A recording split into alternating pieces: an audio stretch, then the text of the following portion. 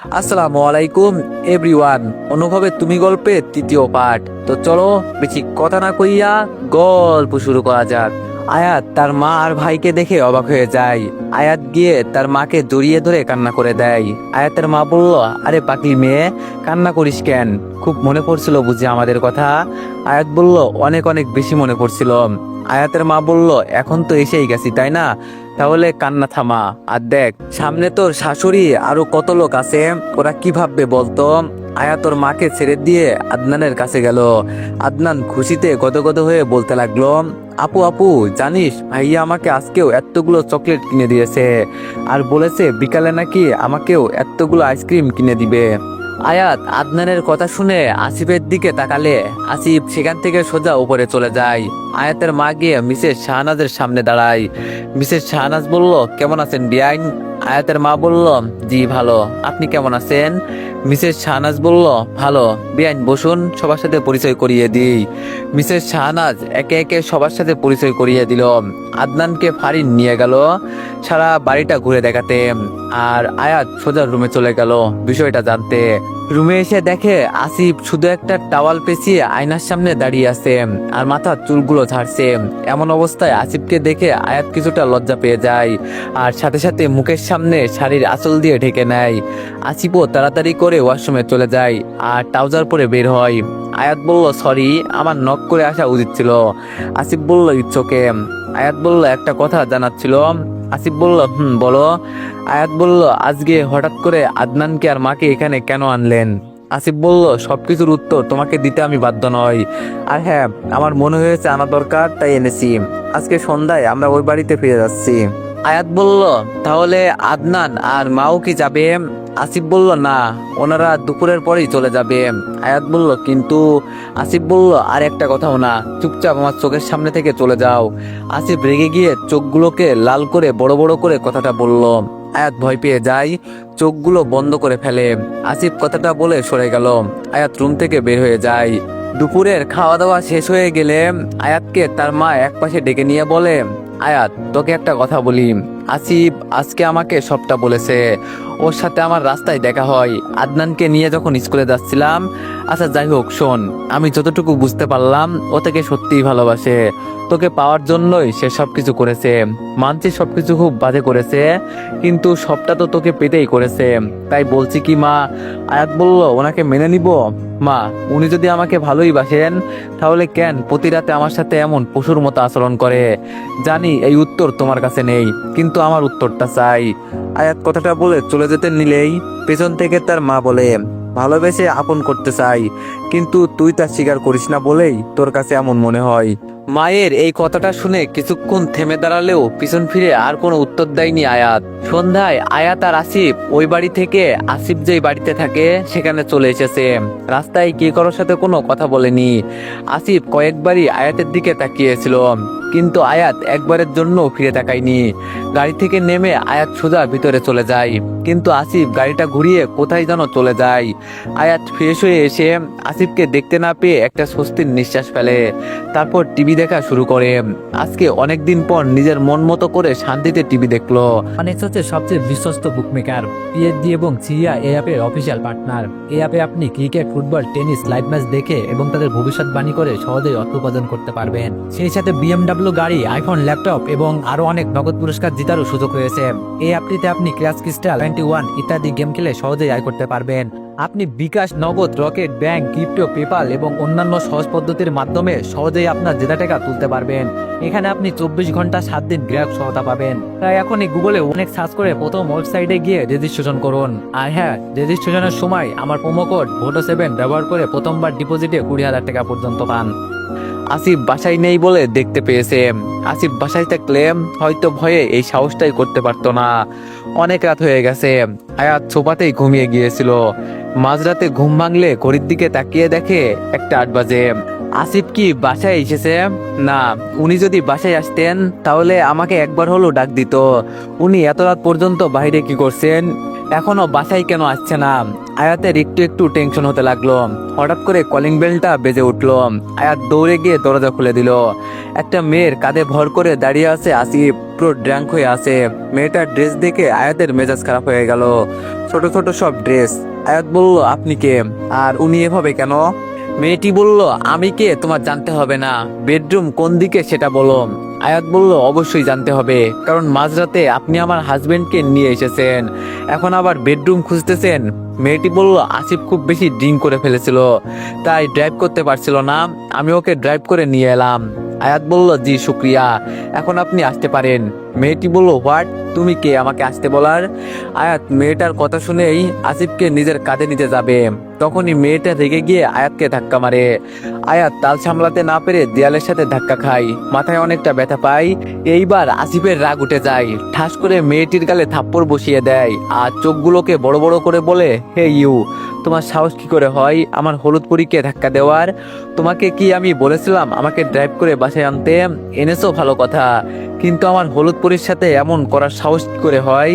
এক্ষুনি আমার সামনে থেকে চলে যাও, নয়তো তোমাকে আমি। আসিফ আর কিছু বলতে পারলো না, দুলতে দুলতে পড়ে যেতে লাগলো। আয়াত গিয়ে আসিফকে ধরে ফেললো, তারপর মেয়েটির মুখের সামনে দরজাটা লাগিয়ে দিল। দরজা লাগানোর সাথে সাথে আসিফ নিজেকে আয়াতের থেকে ছাড়িয়ে নিল। আয়াত বিষয়টা বুঝতে পারলো না।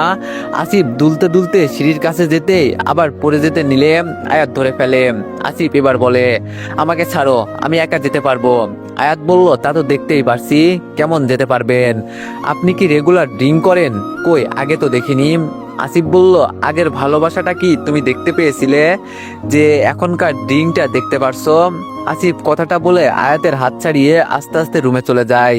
আয়াত অবাক হয়ে গেল, হঠাৎ কি হলো, এতটা পরিবর্তন, ঠিক মতো কথা বলছে না, নিজে থেকে কথা বলতে গেলেও অবহেলিত হচ্ছে। আয়াত এইসব ভাবতে ভাবতে রুমে চলে গেল। রুমে এসে দেখে আসিফ বেডে হাত পা মিলিয়ে শুয়ে আছে, পা থেকে জুতাগুলো খোলেনি। আয়াত আসিফের পা থেকে জুতাগুলো খুলে দিল, কোমরের বেল্টটা একটু ঢিলা করে দিল, তারপর সোফায় গিয়ে শুয়ে পড়লো। সকালবেলা ঘুম ভেঙে বেডের দিকে তাকিয়ে দেখে আসিফ নেই। এত সকালবেলা কোথায় গেল ভাবতে লাগলো। তখনই নিচে কিসের যেন আওয়াজ হতে লাগলো। আয়াত উঠে নিচে চলে গেল, আওয়াজটা কিচেন রুম থেকে আসছে। আয়াত আওয়াজটা ফলো করে গিয়ে দেখে আসিফ নাস্তা বানাচ্ছে। আয়াত বলল, এ কি, আপনি কেন নাস্তা বানাচ্ছেন? আমি তো বানিয়ে দিতাম।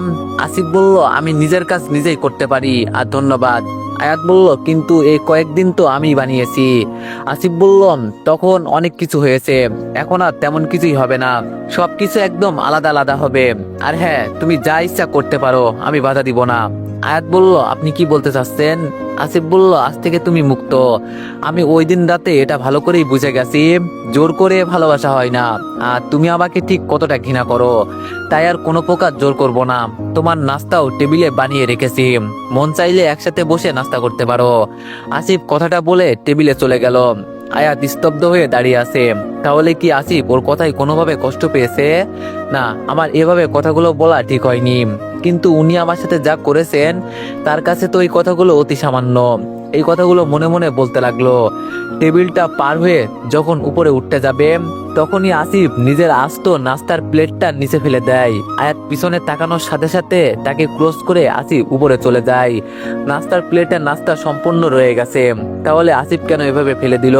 তাহলে কি আসিফ রাগ করে এইসব করছে? আয়াত নিচ থেকে খাবারগুলো তুলে পরিষ্কার করছিল, হঠাৎ কলিং বেল বেজে উঠলো। আয়াত হাতটা মুছে গিয়ে দরজা খুলে দিল। একটা মেয়ে হাতে লাগেজ নিয়ে দাঁড়িয়ে আছে, কাপড়গুলো ঠিক কাল রাতের মেয়ের মতোই। চোখ থেকে গ্লাসটা খুলে মেয়েটি জিজ্ঞেস করলো, হু আর ইউ? আয়াত বলল, আমি আয়াত, আপনি?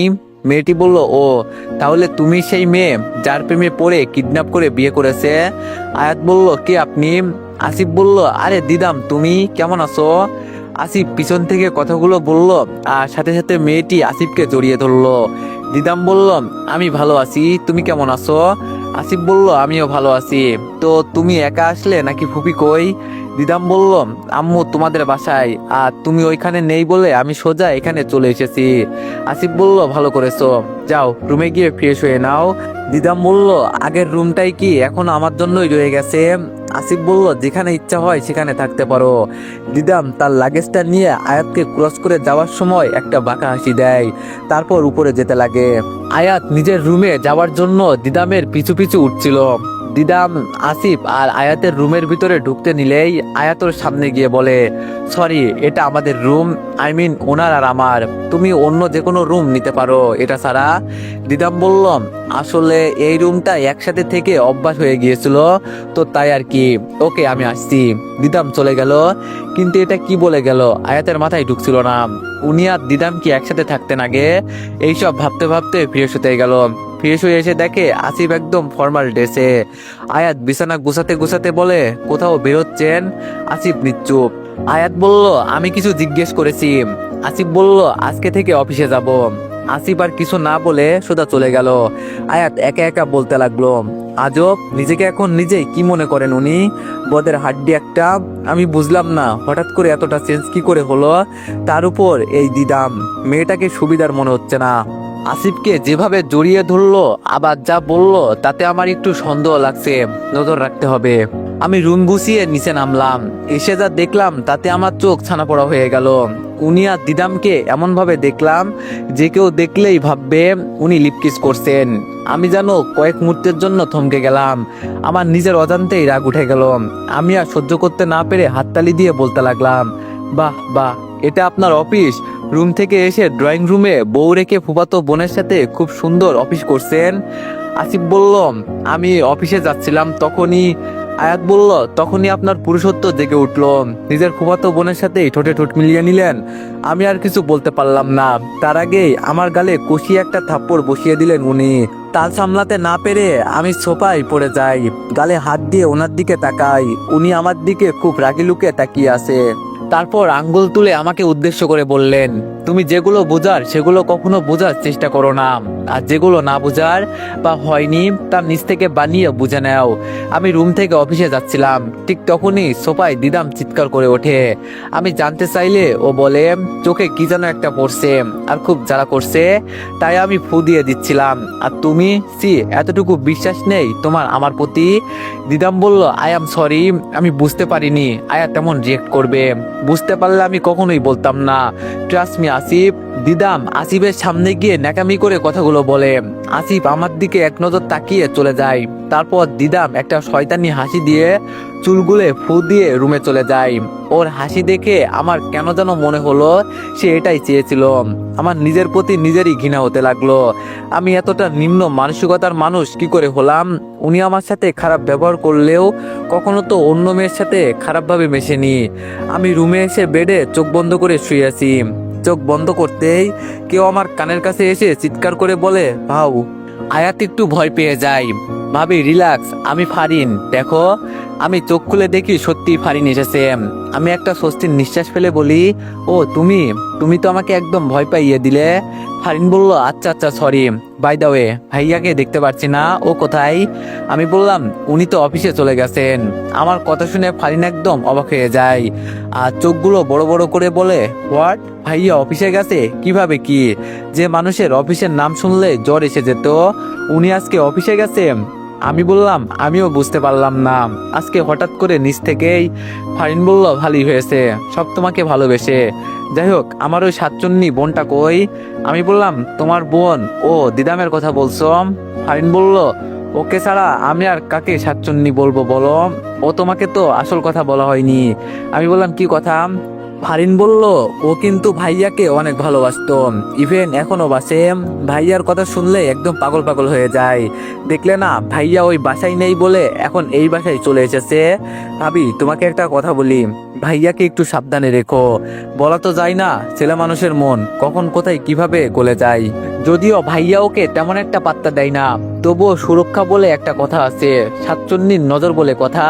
আমি মনে মনে ভাবতে লাগলাম, তাহলে আমি ঠিক ছিলাম। তখনকার ঘটনাটা দিদাম ইচ্ছা করে করেছে, যাতে করে আমাদের মাঝে ঝগড়া সৃষ্টি হয় আর সেই সুযোগটা নিতে পারে। দিদাম, তুমি বড্ড বড় ভুল করে ফেললে। তুমি আমার স্বামীর দিকে নজর দিয়ে বড় ভুল করেছো। আজকে যে থাপ্পড়টা আমি খেয়েছি তার থেকে জোরে থাপ্পড়টা তোমাকে আমি খাইয়ে ছাড়বো বলে দিলাম। ফারিনের ধাক্কায় ধ্যান ভাঙলো আমার। ফারিন বলল, ভাবি তুমি আবার কই ডুবে গেলে? আমি বললাম, আরে না, বলো তো আজকে হঠাৎ?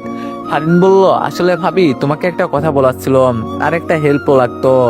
আমি বললাম, আচ্ছা তাহলে বলো কি কথা আর কি হেল্প করতে পারি? ফারিন বলল, ভাবি আমি একজনকে খুব ভালোবাসি, সেও আমাকে খুব ভালোবাসে, কিন্তু ওর ফ্যামিলিটা আমাদের মতো না, ওরা একটু নিম্ন। তাই আমার সাথে রিলেশনটা রাখতে চাচ্ছে না, কারণ ও জানে আমাদের ফ্যামিলি আমাদের সম্পর্কটা মেনে নিবে না। তাই সে চায় না সম্পর্কটাকে গভীরে নিয়ে গিয়ে একা হয়ে যেতে। কিন্তু ভাবি, আমি সত্যি তাকে খুব ভালোবাসি, আমি ওকে ছাড়া বাঁচবো না। প্লিজ ভাবি, তুমি কিছু একটা করো। আমি বললাম, আমি আবার কি করব, কি বা করতে পারি আমি? ফারিন বলল, তুমি পারবে ভাবি। আমি জানি একবার ভাইয়া যদি রাজি হয়ে যায় তাহলে বাবা কখনো ভুলেও না করবে না। আর আমি এটাও জানি ভাইয়া তোমাকে অনেক ভালোবাসে, সে তোমার কথা কখনো না করতে পারবে না। প্লিজ ভাবি, প্লিজ। আমি বললাম, কিন্তু? ফারিন বলল, ভাবি তুমি আর কোনো কিন্তু বলো না, আমি তোমার কাছে চিরকৃতজ্ঞ থাকবো। আমি তোমার পায়ে ধরে বলছি, প্লিজ এই হেল্পটা করে দাও। ফারিন এই বলে আমার পা ধরতে নিলে তাকে বাধা দিয়ে দাঁড় করিয়ে বলি, কি করছো কি? তুমি আমার পায়ে কেন পড়বে? আচ্ছা, আমি আজকেই তোমার ভাইয়ের সাথে এই বিষয়ে কথা বলবো। ফারিন বলল, থ্যাংক ইউ ভাবি। ফারিন আমাকে জড়িয়ে ধরলো, আমিও তাকে জড়িয়ে ধরলাম। ও আজকে অনেক খুশি, খুশি হবেই না কেন, ও তো ধরেই নিয়েছে আমার কথায় আসিফ মেনে নিবে। কিন্তু আমার যে মনে মনে ভয় হচ্ছে, যদি উনি আমার কথা মেনে না নেয়, যদি বড় কোনো ঝামেলা বেঁধে যায়, তখন কি হবে? আমি ফারিনের সামনে দাঁড়াবো কি করে? ফারিন বলল, আচ্ছা ভাবি, আমি তাহলে এখন আসি, একটা ফ্রেন্ডের বাসায় যেতে হবে। আমি বললাম, সে কি এখনই চলে যাবে? লাঞ্চটা করে যাও। ফারিন বলল, না ভাবি, আরেকদিন, আজকে এমনিতেই লেট হয়ে গেছে, যা বলেছি মাথায় রেখো। আর হ্যাঁ, সাতচন্নির থেকে সাবধানে থেকো, ও তোমার ক্ষতি করতেও পিছু পা হবে না, ভাইয়াকেও চোখে চোখে রেখো। আমি বললাম, ফারিন বলল, আচ্ছা আমি তাহলে এখন যাই, টেক কেয়ার, উম্মা। ফারিন আমার গালে কিস করে চলে গেল। পাগলি মেয়ে একটা, কিন্তু খুব সহজ সরল। কতটা সহজে আমাকে আপন ভেবে ফেললো। কিন্তু এমন সহজ সরল মেয়েদের সাথেই যে খারাপ হয়ে থাকে, ফারিনের সাথে যেন এমন কিছু না হয়। সন্ধ্যা হয়ে গেল, কিন্তু এর মাঝে একবারও ওনার কোনো ফোন এলো না। যদিও ফোন করার কথা না, তবুও কেন জানি মনে হচ্ছিল উনি কল করবেন, কিন্তু না, কল করেননি। কলিং বেলটা বাজার সাথে সাথে দৌড়ে গিয়ে দরজা খুলে দিলাম। ওনার সাথে যাকে দেখলাম তাতে মেজাজ গরম হয়ে গেল। দিদাম আসিফের হাত ধরে দাঁড়িয়ে আছে, তার মানে বিকালে দিদাম ওই জন্যই বাইরে গিয়েছিল। উনি আর দিদাম আমাকে ক্রস করে ভিতরে ঢুকছিল। তখন আমি জিজ্ঞেস করলাম, এত দেরি হলো কেন? বাবার কাছ থেকে জেনেছি অফিস টাইম নাকি 5টায় শেষ। উনি আমার কোনো কথার জবাব না দিয়ে উপরে চলে গেল। আমি ওনার পিছন পিছন যেতে নিব, তার আগে দিদাম আমার সামনে এসে দাঁড়াই। দিদাম বলল, আসলে আমরা একটু ঘুরতে বের হয়েছিলাম, অনেকদিন পর আমি আসলাম তো, তাই আমাকে নিয়ে একটু ঘুরতে বের হয়েছিল, কিছু মনে করো না কেমন? দিদাম চলে যেতে নিলে আমি ওনার হাত ধরে বলি, অন্যের স্বামীর থেকে নিজের নজর সরিয়ে ফেলো, নয়তো ওই নজরের চোখ আমার তুলতে এক মুহূর্তও সময় নিবে না। দিদাম বলল, হোয়াট, কি বলতে চাচ্ছ তুমি? আমি বললাম, আমি কি বলতে চাচ্ছি তুমি তা খুব ভালো করেই জানো, তাই বলছি নিচ থেকে সরে যাও, মাঝে আসতেও যেও না। দিদাম বলল, আর যদি না সরি? তুমি যখন সব জানোই তাহলে এটাও জেনে রাখো, আমি আসিফকে ভালোবাসি, ওকে পেতে হলে আমি সব কিছু করতে পারি, তোমার এইসব ধমকানিতে আমার কিছু এসে যায় না। আমি বললাম, কি এসে যায় তা আমি জানি, কিন্তু এটা জানি যদি না সরো তাহলে তার ফল তোমার জন্য মোটেও ভালো হবে না। আর রইল বাকি তোমার ভালোবাসার কথা, তাহলে শুনে রাখো, উনি আমাকে ভালোবাসেন আর আমাকেই ওনার বউ হিসাবে সবার সামনে পরিচয় করিয়ে দিয়েছেন। দিদাম বলল, what ever, I don't care, কিন্তু তোমাদের মাঝে আমি সব সময় থাকবো। আর যদি আমি আসিফকে না পাই তাহলে তোমাদের জীবনটাও আমি নরক বানিয়ে ছাড়বো। আমি বললাম, আমি দেখি কেমন করে তুমি আসিফকে নিজের করো আর আমাদের জীবন নরক বানাও। আমি এই বলে উপরে চলে আসছিলাম, পেছন থেকে দিদাম বলল, তুমি কি আমাকে চ্যালেঞ্জ করছো? আমি বললাম, না, কিন্তু তুমি যদি চ্যালেঞ্জ ভাবো তাহলে চ্যালেঞ্জই, আমার আবার চ্যালেঞ্জ জিততে খুব ভালো লাগে। এই বলে মুচকি হাসি দিয়ে উপরে চলে আসলাম। রুমে এসে দেখি উনি সোফায় বসে আছে, এখনো ফ্রেশ হতে যায়নি, টাইটা খুলে সোফায় রেখে দিয়েছে। আমি ড্রেসিং টেবিলের সামনে দাঁড়িয়ে নিজের শাড়ি ঠিক করার ভান করে বললাম, বাইরে থেকে এসে যদি সাথে সাথে ফ্রেশ না হতে পারে তাহলে কেউ যেন এই রুমে না ঢোকে। উনি আমার কথা শুনে আমার দিকে তাকিয়ে তারপর কিছু না বলে চুপচাপ ওয়াশরুমে চলে গেলেন। কি হলো এটা? ভেবেছিলাম হয়তো রেগে যাবে, রাগ দেখাবে, কিন্তু না, তেমন কিছুই হলো না। আজকাল ওনাকে খুব অচেনা লাগছে, এমন আসিফকে তো আমি চিনি না। আমার কেন জানি ওনার এমন ব্যবহার ভালো লাগছিল না। উনি ফ্রেশ হয়ে বাইরে আসলেন, আজকেও টাওয়াল পেঁচিয়ে বাইরে এসেছে। আজকে রাগ লাগছে না, কেমন জানি লজ্জা লাগছিল আমার।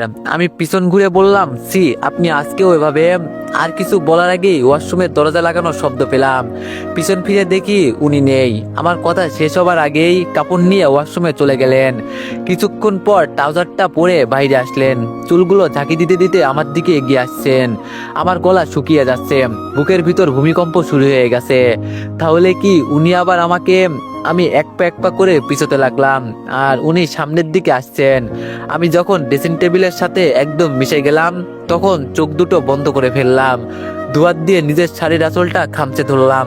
শ্বাস ঘন হতে লাগলো, কিন্তু বেশ কিছুক্ষণ ওনার কোনো সাড়া না পেয়ে চোখ মিলে তাকিয়ে দেখি উনি ড্রেসিং টেবিল থেকে চিরুনি নিয়ে নিজের চুল ঠিক করছে। আমি কি ভেবেছিলাম মনে হতে লজ্জায় পড়ে গেলাম। পরক্ষণে রাগ দেখিয়ে বললাম, এটা কি হলো? আপনি এভাবে কাছে এসে এভাবে চিরুনি নিলেন কেন? আসিফ বলল, আমি নিজের ইচ্ছা মতো সবকিছু করি, কাউকে কোনো কৈফিয়ত দেই না। আমি বললাম, হয়েছে হয়েছে, বেশ ভালো বুঝতে পেরেছি। যখন ইচ্ছে হয়েছে তখন জোর করে নিয়েছেন, আর এখন যখন যখন মাথায় আসলো আমি কি বলতে চাচ্ছিলাম তখন চুপ হয়ে গেলাম। উনি আমার সাইডে দেয়ালে হাত রেখে একটু কাছে এসে বললেন, এখন যখন কি? আমি বললাম, কই কিছু না। আমি এই বলে ওনার হাতের নিচ দিয়ে চলে আসতে নিলে উনি ওনার পা বাড়িয়ে দেয়, যার ফলে আমি আর বের হতে পারলাম না।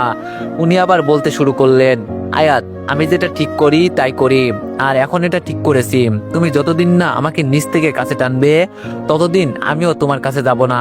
দেখি কতদিন তুমি আমাকে ছাড়া থাকতে পারো।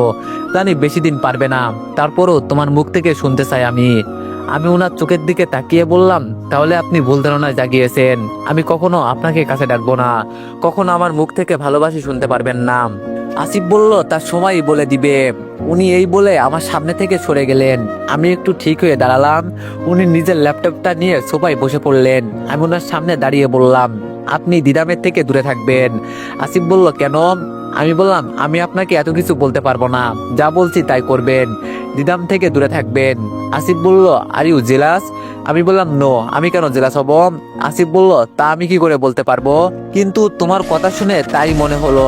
আর হলেও হতে পারে, নিজের হাজবেন্ডকে অন্য কারোর সাথে দেখলে যে কেউ হবে, এটাই স্বাভাবিক। আমি ওনার দিকে রাগি দৃষ্টিতে তাকালাম। উনি শয়তানি হাসি দিয়ে সোফায় বসে পড়ে। আমি রুম থেকে বের হতে যাব, ঠিক তখনই দিদাম রুমে ঢুকলো আর আমাকে দেখে শয়তানি হাসি দিয়ে আসিফের পাশে গিয়ে বসে পড়লো আর নাকামি করে বলল, আসিফ কি করছো? ও, তুমি কাজ করছো, তাহলে তো বিজি। আসিফ কিছু বলতে যাবে, তার আগেই আমি বলে দিলাম, কালকে ওনার একটা ইম্পর্টেন্ট মিটিং আছে, সেটার কাজ করছে, তুমি এখন যাও, পরে আইসো। আসিফ বলল, আরে না না দিদাম, তুমি থাকো, আমার প্রবলেম হচ্ছে না, আর আমি তেমন বিজিও না, কিছু বলবে নাকি? দিদাম বলল, আসলে একটা খুব রোমান্টিক মুভি হচ্ছে, তোমার সাথে দেখবো বলে এসেছি, চলো না একসাথে দেখি। আসিফ বলল, ও এই ব্যাপার, তাহলে তো কোনো কথাই নেই। দিদামের কথা শুনে আমি রীতিমতো অবাক। আমার হাজবেন্ডকে আমার সামনে অফার করছে একসাথে বসে রোমান্টিক মুভি দেখতে, আর উনারও বলিহারি রাজি হয়ে গেল। যাবার আগে আমাকে চোখ টিপ দিয়ে গেল উনি। তার মানে উনি ইচ্ছে করেই দিদামের সাথে মুভি দেখতে গেলেন যাতে আমি জেলাস হই, কিন্তু আমি তো জেলাস হব না। আর এই দিদামের তো আজ আমি 12টা না, একদম লাইফের 50/13 বানিয়ে দিব। আমিও কিছুক্ষণ পর নিচে আসলাম, তারপর ওদের সামনে গিয়ে বললাম, তো এভরিওয়ান, নেক্সট পার্টের জন্য সবাই একটু বেশি বেশি লাইক আর কমেন্ট করে দিয়েন, ধন্যবাদ।